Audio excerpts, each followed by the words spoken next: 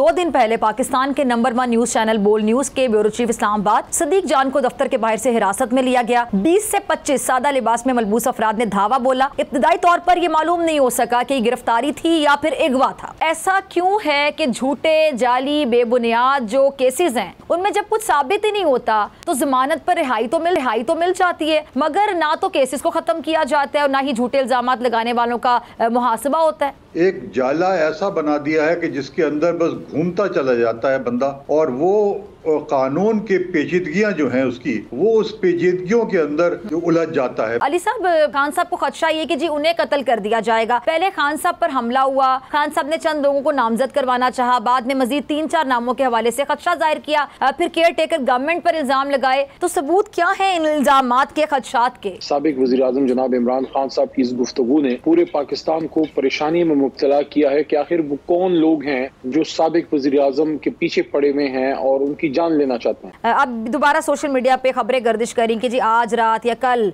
Operation किया जा सकता है, मुतवक्के है ज़मान पाक में। देखें, एक तो जनाब इमरान खान साहब ने क्लियर कट कारकुनान को कहा है कि कोई भी जज्बाती नहीं होगा, कोई भी पुरतशद्दुद नहीं होगा, कोई भी पुलिस या कानून नाफिज करने वाले इदारे की किसी फर्द पे ना हाथ उठाएगा ना लाठी उठाएगा। सब्सक्राइब करें और बेल दबाएं ताकि कोई खबर रह न जाए।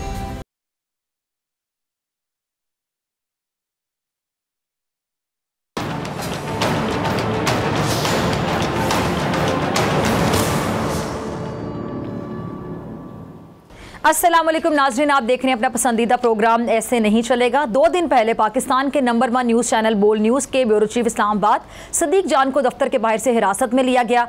20 से 25 सादा लिबास में मलबूस अफराद ने धावा बोला। इब्तदाई तौर पर यह मालूम नहीं हो सका कि गिरफ्तारी थी या फिर अगवा था।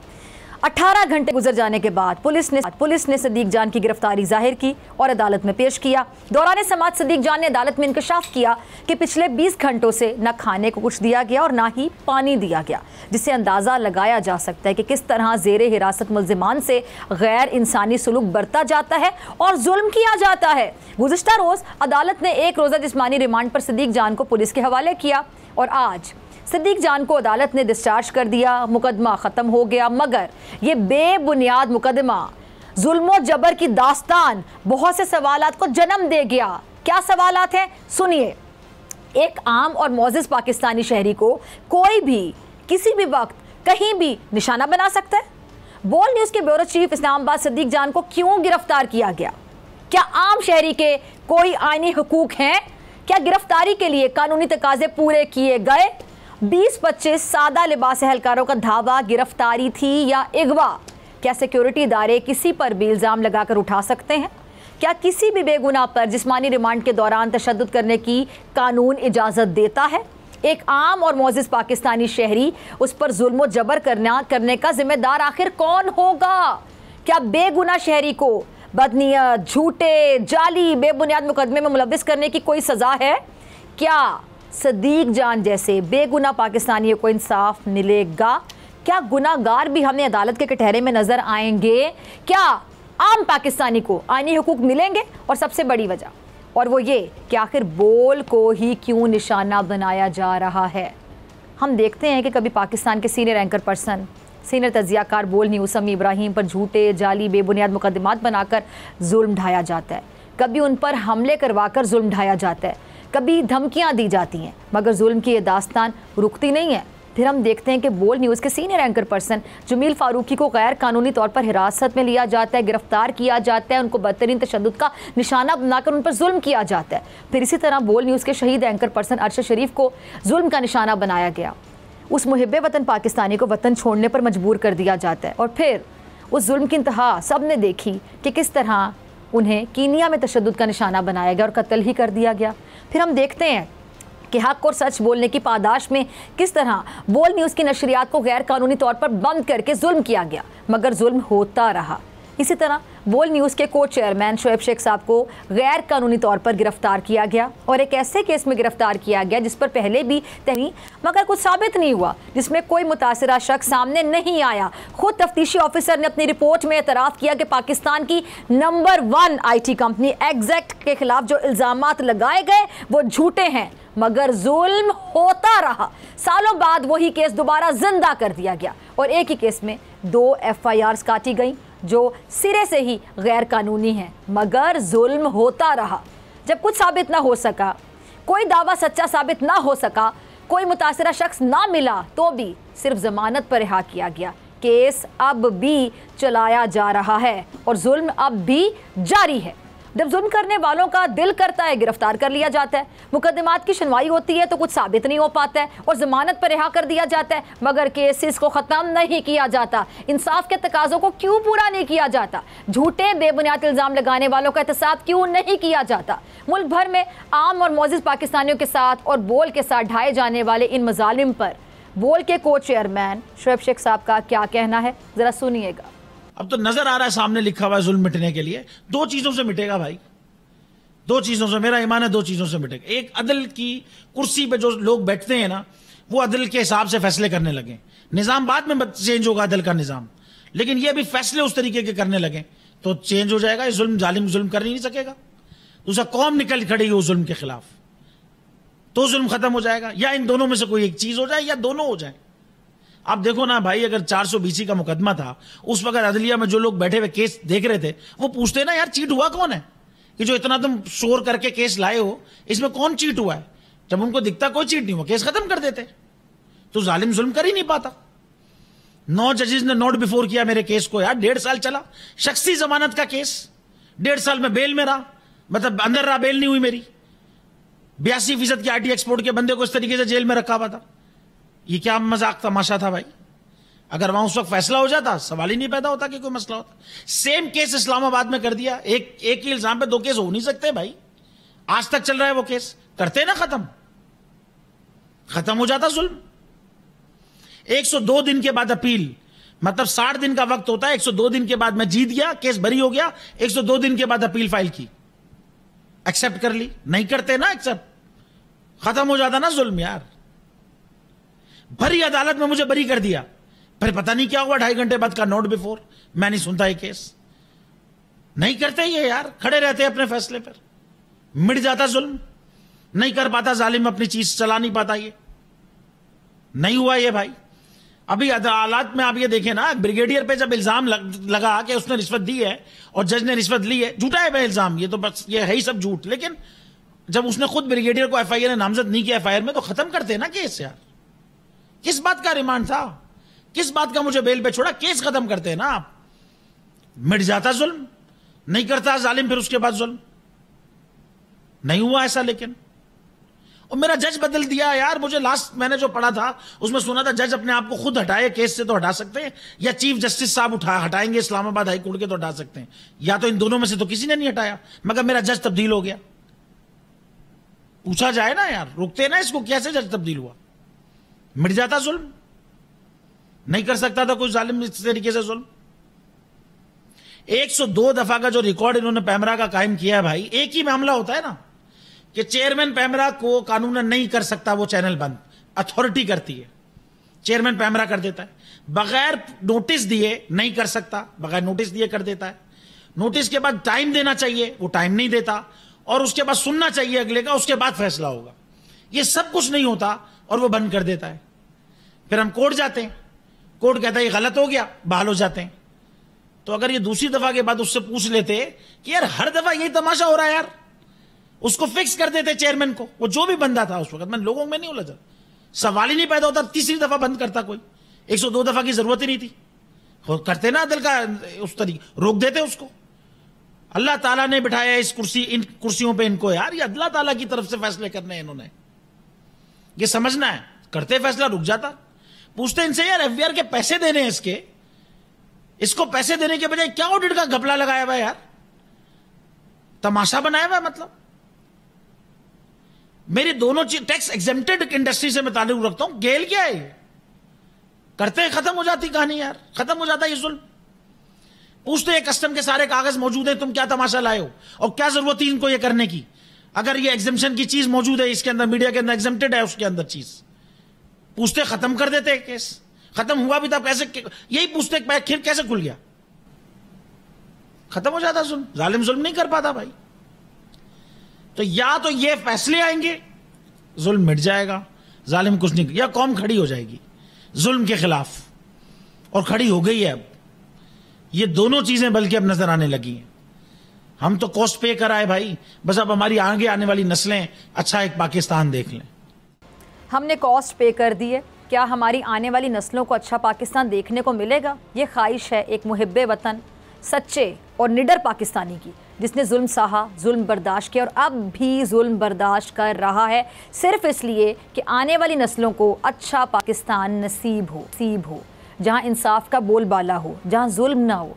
क्योंकि जुल्म सिर्फ किसी एक इदारे या किसी एक फ़र्द पर नहीं हुआ, ये जुल्म पूरे पाकिस्तान के साथ हुआ। पाकिस्तान की सबसे बड़ी IT कंपनी को निशाना बनाया गया, फिर पाकिस्तान के सबसे बड़े मीडिया ग्रुप को निशाना बनाया गया, सहाफ़त को निशाना बनाया गया, बोल के साथ जुड़े सहाफ़ियों को, बोल फैमिली के मेंबरान को मुख्तलिफ तरीक़ों से हिरासा किया जाता रहा, झूठे केसेस बनाए गए। इस तमाम जुल्म को अब ख़त्म करना होगा। और जिस तरह शुएब शेख साहब कहते हैं कि इसके दो ही तरीके हैं कि अदालतें इस जुल्म के सामने दीवार बन जाएं या अवाम इस जुल्म के सामने खड़े हो जाएं, जो बहुत जल्द होने जा रहा है। कौम अब जाग चुकी है। इसी तमाम तर सूरत हाल पे बात करेंगे। साबिक अटॉर्नी जनरल पाकिस्तान माहिर कानून अनवर मंसूर खान साहब मेरे साथ मौजूद हैं। अनवर साहब, बहुत शुक्रिया ज्वाइन करने के लिए, वक्त देने के लिए। अनवर साहब, ऐसा क्यों है कि झूठे, जाली, बेबुनियाद जो केसेस हैं उनमें जब कुछ साबित ही नहीं होता तो ज़मानत पर रिहाई तो मिल जाती है, मगर ना तो केसेस को ख़त्म किया जाता है और ना ही झूठे इल्ज़ामात लगाने वालों का मुहासबा होता है? बिस्मिल्लाहिर्रहमानिर्रहीम। बड़ा अच्छा सवाल है और इसका जवाब भी इतना आसान नहीं है। मुश्किल सवाल है इसका। और इसका जवाब में मैं सिर्फ इतना कहूँगा कि कोर्ट्स जो हैं इस वक्त वो उलझ जाती हैं, जिसको हम कहते हैं कि वेब ऑफ लॉ के अंदर, के एक जाले के अंदर फंस जाती हैं। एक जाला ऐसा बना दिया है कि जिसके अंदर बस घूमता चला जाता है बंदा, और वो कानून के पेचीदगियां जो हैं उसकी, वो उस पेचीदगियों के अंदर उलझ जाता है। मैं आपको छोटा सा एग्जांपल देता हूं कि शुएब शेख साहब का एक केस आया जिसमें कि उन्होंने कहा ये कि इनको ख़त्म कर दिया जाए, इनका केस ख़त्म कर दिया जाए। वो नहीं किया कोर्ट ने, उसका हाई कोर्ट में फ़ाइल किया। तो जो खातून जज थी यहाँ पर, उन्होंने टेक्निकलिटी के ऊपर वो जो केस था उसको कर दिया। उन्होंने वो मेरिट पे जाने की जहमत ही गवारा नहीं की, इसलिए कि वो टेक्निकल ज़्यादा हो गई थी। अब ये टेक्निकलिटी के अंदर जाकर अब उसकी वजह क्या है, क्यों करती हैं? या तो लोग डर जाते हैं, या कोई खौफ ऐसा हो जाता है उनके अंदर कि ऐसा ना हो कि मेरे खिलाफ कोई महाज खड़ा हो जाए। अब जो आजकल जैसे हो रहा है, आप देख रहे हैं कि जजों के खिलाफ किस तरीके से वीडियो लीक और ऑडियो लीक और पता नहीं क्या क्या चीज़ें हो रही हैं, इल्ज़ामात लगाए जा रहे हैं, और जो चीज़ें की जा रही हैं वहाँ पर वो दबाने की कोशिश की जाती है उन जजों को कि किसी न किसी तरीके से वो दब कर और वो अपना काम जो है वो उनके फेवर में कर दें।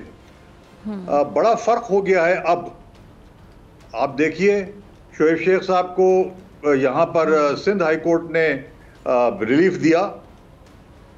सुप्रीम कोर्ट के अंदर डिस्पाइट द फैक्ट कि उनके खिलाफ कितने सीरियस एलिगेशंस लगाए गए, उन्होंने सही फैसला किया। और सबसे जो तकलीफदेह चीज़ है वो ये है कि ये जो गैर कानूनी तौर पर लोगों को उठा लेते हैं, उठाने के बाद उनको उनके साथ जुल्म करते हैं, ज़्यादती करते हैं, और बग़ैर सोचे समझे कि कॉन्स्टिट्यूशन के अंदर बहुत वाज़े तौर पर एक फंडामेंटल राइट है कि किसी शख्स को के साथ आप मारपीट करके या उसके साथ ज़्यादती करके उससे चीज़ें कुबलवान नहीं सकते। ये लिखा हुआ आर्टिकल 14 के अंदर। किसी की इज्जत को मजरूह नहीं कर सकते, ये लिखा हुआ आर्टिकल 14 के अंदर।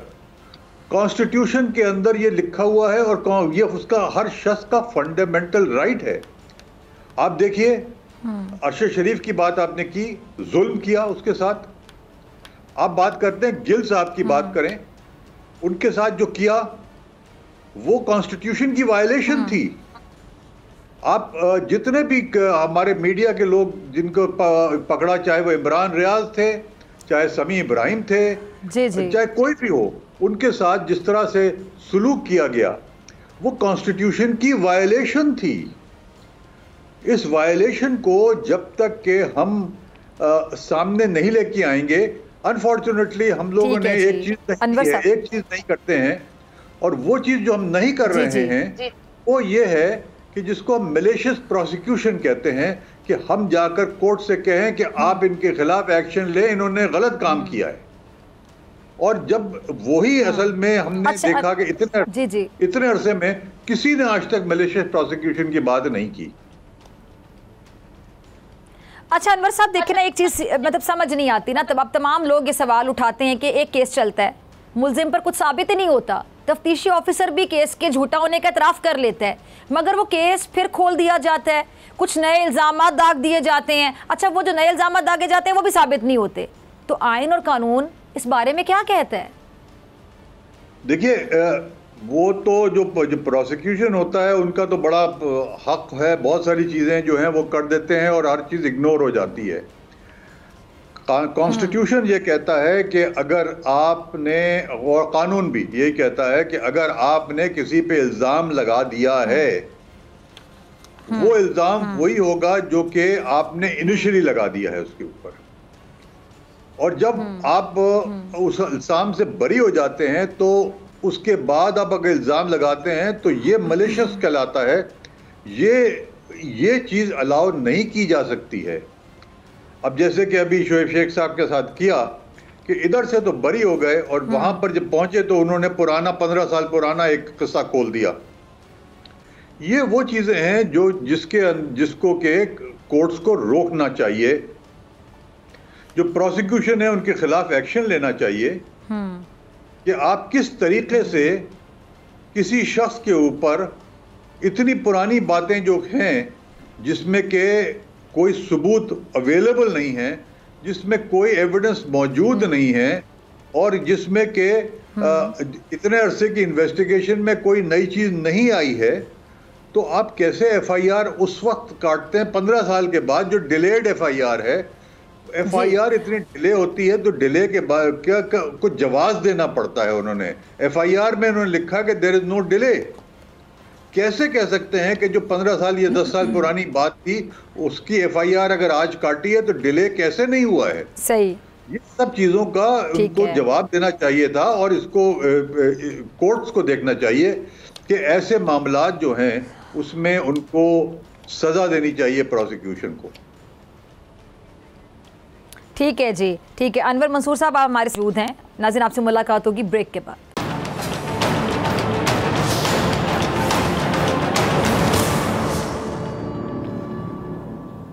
वेलकम बैक नाजरीन। एक तरफ हुकूमत है और दूसरी तरफ हम देखते हैं कि पाकिस्तान तहरीक इंसाफ, और एक तरफ वो सियासतदान जो अदलिया को बुरा भला कह रहे हैं और दूसरी तरफ वो लोग हैं जो इस्टेब्लिशमेंट को, एक तरफ कहा जा रहा है कि जी इमरान खान की मकबूलियत में इजाफा होता जा रहा है और दूसरी तरफ इमरान खान पर मुकदमात में तेज़ी से इजाफा हो रहा है। हुकूमती वज़रा साबिक़ वज़ीर-ए-आज़म इमरान खान को दहशतगर्द जाहिर कर रहे हैं तो खान साहब कारकुनान की दीदा दलेरी को जहाद करार दे रहे हैं।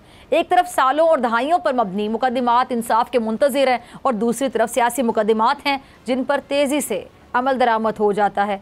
और आज पार्लियामेंट के मुश्तरका इजलास से इजहार ख्याल करते हुए वफाकी वज़ीर दाखिला राना सनाउल्लाह साहब ने कहा कि पार्लियामान को 3 नुकात पर रहनुमाई करने की ज़रूरत है। इस वक्त सियासी, इंतज़ामी और अदालती बहरान पैदा किया गया, और दूसरा इलेक्शन पर, और तीसरा मुआशी सूरत हाल पर रहनुमाई करनी होगी। राना साहब ने कहा कि जी इमरान खान ने मुसल्लह जत्थे लेकर इस्लामाबाद पर चढ़ाई की और ज़मान पाक में फायरिंग की गई, गुलेलों का इस्तेमाल किया गया जिससे पुलिस एहलकार ज़ख्मी हुए, मगर पुलिस की जानिब से एक सिंगल फायर भी नहीं किया गया। क्या कहा राना साहब ने, सुनिएगा।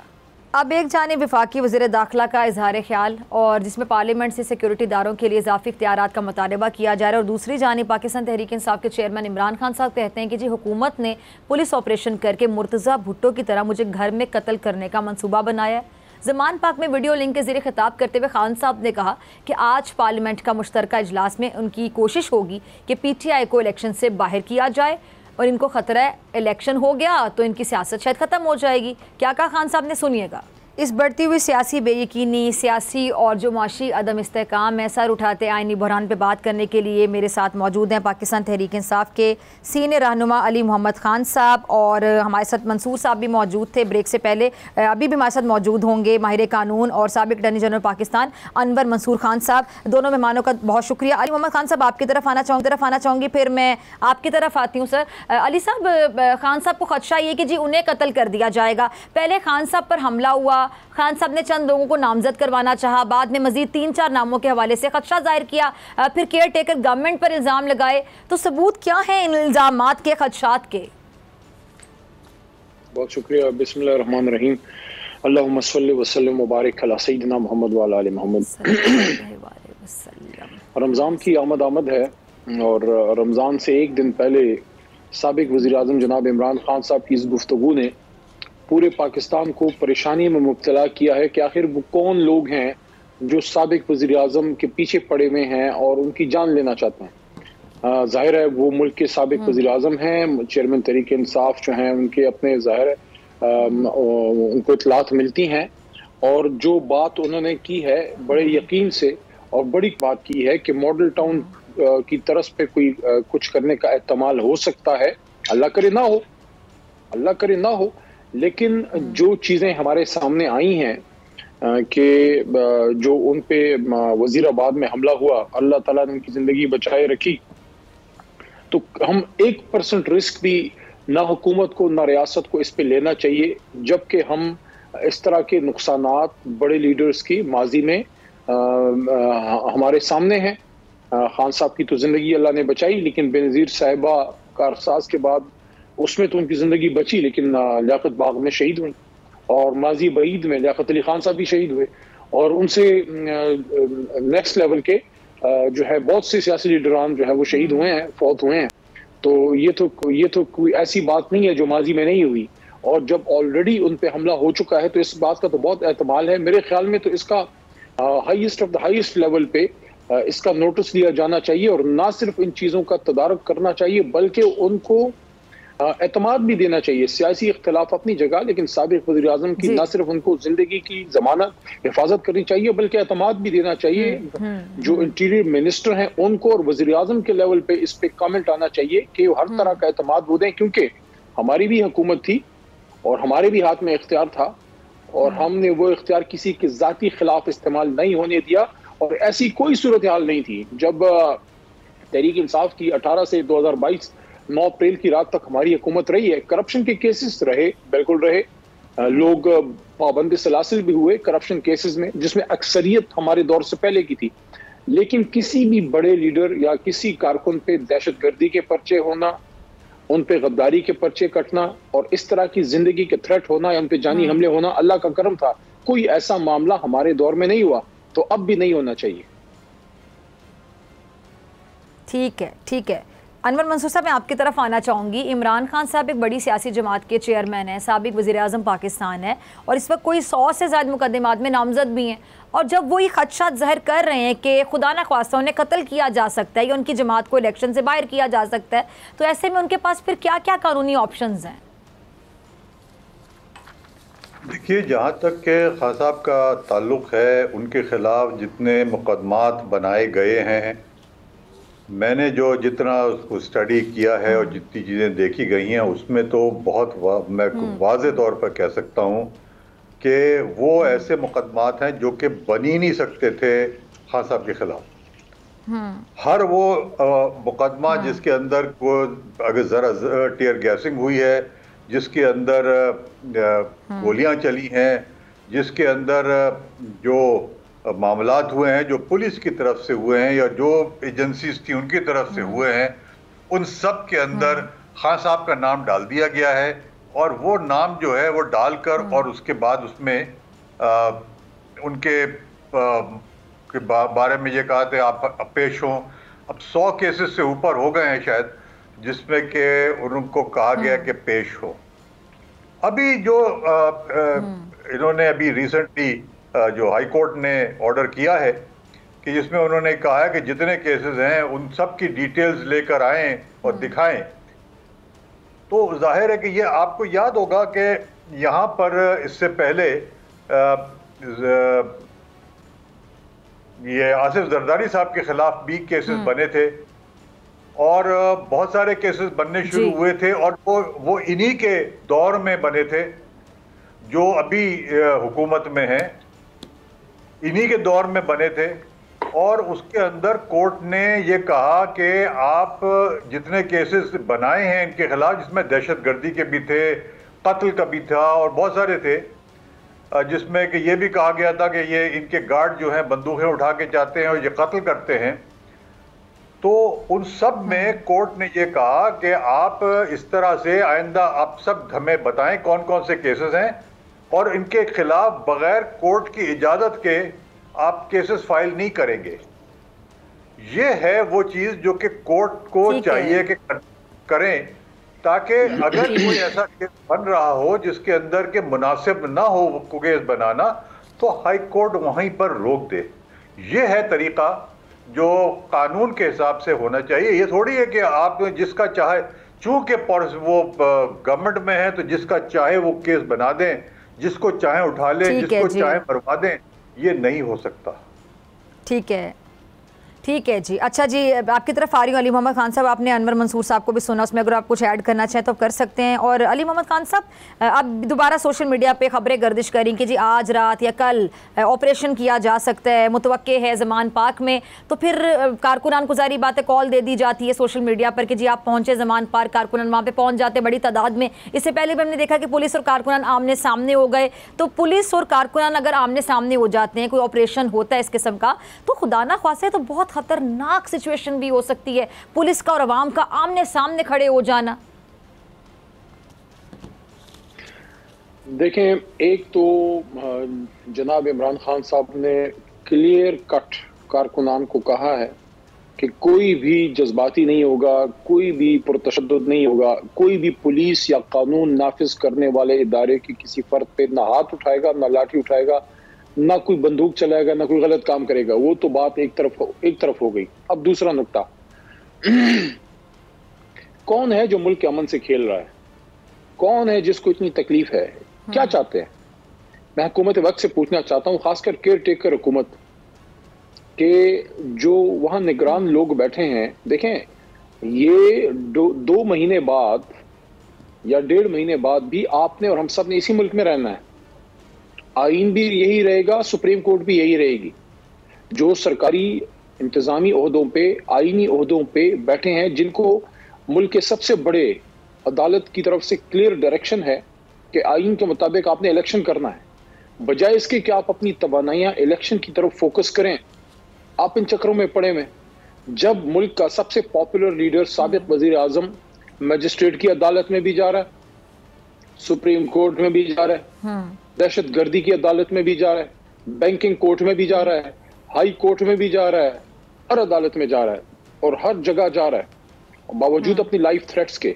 तो फिर क्या मसला है किसी को कि आपने लाजमन जो है ज़मान पार्क पे लश्कर कशी करनी है? क्या चाहते हैं? वो तो खान साहब ने आज खुद कह भी दिया कि मैं अपनी किसी कारकुन या किसी पुलिस वाले की जिंदगी को खतरे में नहीं डालना चाहता। तो अब ये होश के नाखून क्यों नहीं लेना चाह रहे? और एक बात और भी मैं आपको बता दूं, कोई इमरान खान साहब को किसी साबिक लीडर से कंपेयर ना करे। आज सोशल मीडिया का जमाना है और जितना ये यूथ और जितना नौजवान वोटर सपोर्टर, क्योंकि मैं जमात से मेरा ताल्लुक है, सब ये यूथ से मेरा रोज का रब्ता रहता है, यकीन जाने अगर अपने बाप जितनी नहीं तो उससे कम इज्जत और मोहब्बत ये कारकुन और वोटर सपोर्टर इमरान खान को देता नहीं है, तकरीबन उतना ही देता है, उससे कम नहीं देता। अच्छा अली मोहम्मद खान साहब, अब से कुछ देर पहले जो एक अहम खबर आई थी कि जो इलेक्शन कमीशन ने जो पंजाब में इंतखाबात हैं उसका जो शेड्यूल मुअत्तल किया है और जो 30 अप्रैल को करवाने थे, उन्होंने कहा कि नहीं हो सकता, मुमकिन नहीं है। अब शायद 8 अक्टूबर की तारीख बताई जा रही है। आपका मैं कमेंट चाहूंगी, फिर ये सवाल लेकर मैं अनवर मंसूर साहब आपकी तरफ आऊंगी। देखिए, पॉसिबल नहीं है, सुप्रीम कोर्ट के फैसले से और आईन से आप बाहर जा नहीं सकते। जो बाहर जाएगा उसके पीछे आईन और कानून खुद आएगा और आईन और कानून अपना रास्ता खुद जो है वो निकालेगा। और जब आईन अपना रास्ता निकालेगा तो उसके सामने तो बड़े बड़े जगादरी लोग नहीं ठहर सके। अनवर मंसूर साहब, मैं आपकी तरफ आना चाह रही हूँ ये सवाल लेके कि जो 30 अप्रैल को होने थे इंतखाबात, अब ये नहीं हो सकते हैं, मुमकिन नहीं है। उन्होंने कहा कि जी हम ये इसको कैंसिल करें, शेड्यूल को मुअत्तल कर दिया, क्या कहेंगे आप? मैं तो सिर्फ इतना कहना चाहूँगा कि सुप्रीम कोर्ट के ऑर्डर जो हैं वो बहुत वाज़े हैं।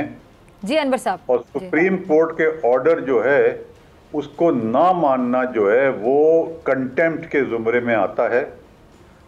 और इसके अंदर जो कल चीफ जस्टिस ने भी कहा था कि हमारे को किसी ने हमारे ऑर्डर को अगर इस तरह से तामील नहीं की तो हम उसको जानते हैं तामील कराना।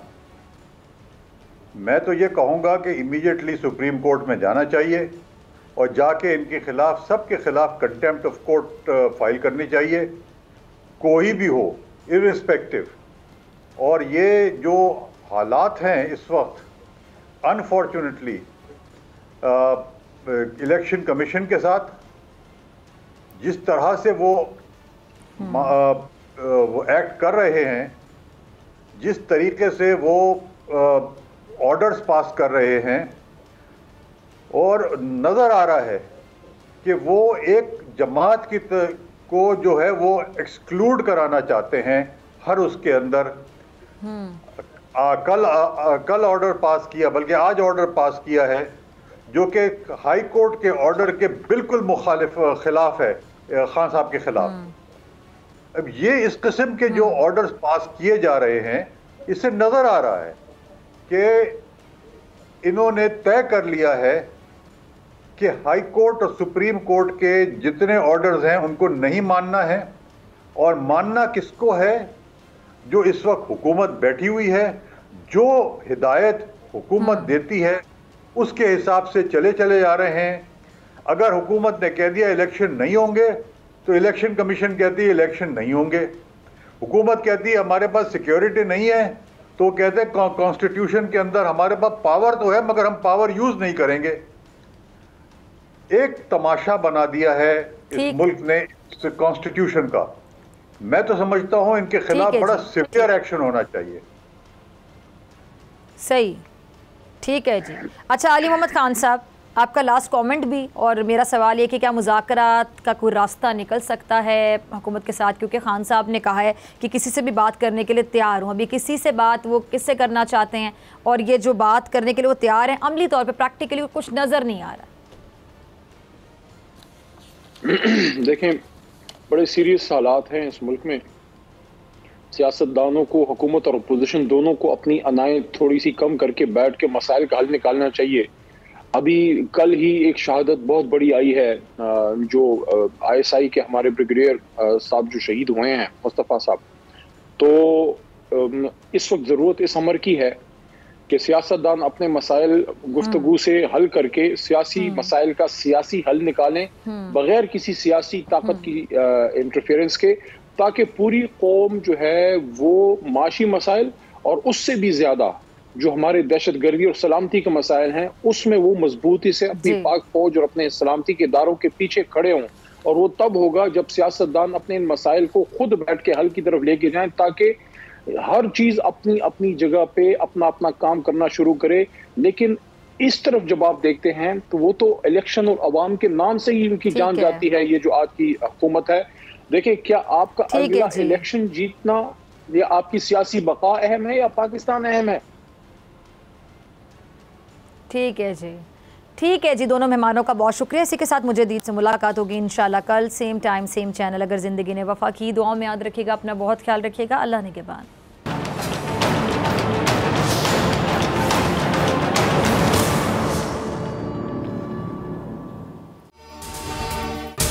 अगर आपको ये वीडियो पसंद आई तो सब्सक्राइब करें और बेल आइकन पर क्लिक करें। सुप्रीम कोर्ट के मंसूर अली शाह साहब जस्टिस एक ऑर्डर पास किया उनकी बेंच, और उस ऑर्डर के अंदर उन्होंने बड़ा क्लियर बता दिया कि जी बरियत की जो दरखास्तें हैं वो कब कब लगेंगी। उसमें से एक वजह उन्होंने बताई कि जी जब कोई क्राइम ही ना हुआ हो तो बरी कर दें ताकि अदालतों पे बोझ ना रहे, वो केसेस चलते ना रहे। सुप्रीम कोर्ट ये मिसालें कब बनाएगा?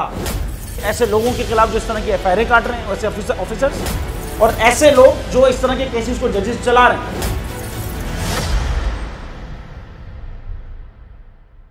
रहमत का महीना आ गया है, बख्शिश का सफीना आ गया। होगी मुलाकात उलमाए दीन से, जो देंगे इत्तेहाद बैनुल मसालिकीन का दर्स। जिक्र होगा अंबियाए कराम, रमजान की स्पेशल ट्रांसमिशन रमजान में।